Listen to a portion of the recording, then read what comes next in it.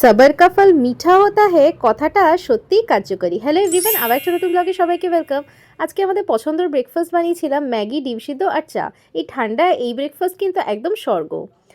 আজকের দিনেই কিন্তু আমরা দুজন দুজনকে প্রমিস করেছিলাম হাম সাথ জিয়েঙ্গে, সাথ মরেঙ্গে আর সাথ ম্যাগি খাएंगे। যাতা তাই তো মনে হচ্ছে ব্যাপারটা একদম মাথার ওপর দিয়ে যাচ্ছে। দাঁড়ান গুছিয়ে বলছি।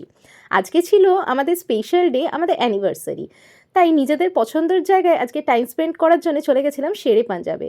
ব্যাপারটা কি বলুন তো, এই দিনটা কিন্তু আমরা প্রতি বছরই সেলিব্রেট করি নিজেদের মতন করে।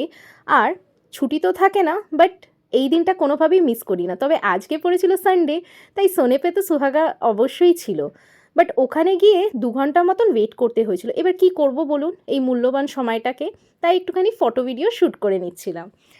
আর এইটা বলতে পারো সেকেন্ড মামাবাড়ি। মানে দীঘায় আমি প্রচুরবার আসতাম, মানে সেকেন্ড মামাবাড়ি বুঝতেই পারছো। আর প্রতিটা বাঙালিরই তাই হয়। আর শেরে পাঞ্জাবে তো মানে খেতামই, আসার সময় আর যাওয়ার সময়। তো দেখো 2 ঘন্টা পর মানে জাস্ট এই কথাটা একদম কার্যকারী কিন্তু। সবার কা ফল মিঠা হতা হয়। কেন খাবারগুলো এতটা ডিলিশিয়াস ছিল কি বলবো। মানে বহু বছর আগে খেয়েছি, তবে এখনও কিন্তু মানে ওই কোয়ালিটিটাই মেনটেন করছে। দারুণ ছিল। প্রথমেই অর্ডার করেছিলাম চিকেন তন্দুরি, যেটা তো একদম লাজবাব ছিল।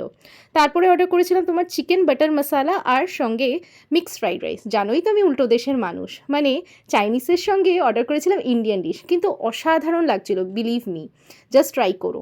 আর এই ফ্রাইড রাইসটা কি বলি, মানে রাইসের থেকে তোমার চিকেন, ডিম আর চিংড়ি মাছ বেশি ছিল। বললামই তো কোয়ালিটি ভীষণই ভালো। তো আরেকটা জিনিস খেয়াল করেছো, আজকের দিনে কিন্তু আমরা টুইনিং করেছিলাম। সাধারণত কিন্তু আমরা একদমই টুইনিং করি না, হয়তো কখনো কখনো হয়ে যায়। আর তারপরে মুখ শুদ্ধি করে আজকে বাড়ি থেকে যখন বেরিয়েছিলাম শপথ করে বেরিয়েছিলাম, মানে এখান থেকেই চাটাও খাবো আর ডিনারও নেব। আর এই চা আর নিমকিটা এতটা ভালো লাগছিলো। নিমকি তো আমি বরাবরই খেতে প্রচণ্ড পছন্দ করি। আর এই এক একটা নিমকির দাম ছিল 35 রুপিস করে। বাট তখন বেশি মনে হলো, আমি সত্যি কথা বলছি, আমি তো মানে বহু জায়গা থেকে নিমকি ট্রাই করেছি, বাট এদেরটা একদমই আলাদা, মানে এক্সট্রা অর্ডিনারি। তারপরে তোমার ডিনার নিয়ে চলে গেলাম আর কোলাঘাটকে বাই বাই করে বাড়ির দিকে। আর ওই যে কথায় আছে না, যার শেষ ভালো তার সব ভালো। দেখো মা না ডাকলে তো অবশ্যই যাওয়া যায় না, তবে দূর থেকেই মাকে দর্শন করে নিলাম। আর রাস্তাগুলো তো দারুণ লাগে, যাওয়া আসার পথটা। যারা যাও তো জানোই। এই যে দেখো এনেছিলাম বাটার নান আর এনেছিলাম মাটন কিমা তড়কা, যেটা তো ওখানকার ফেমাস। আর তার সঙ্গে কাঁচা লঙ্কা দিয়ে জমে গেছিলো।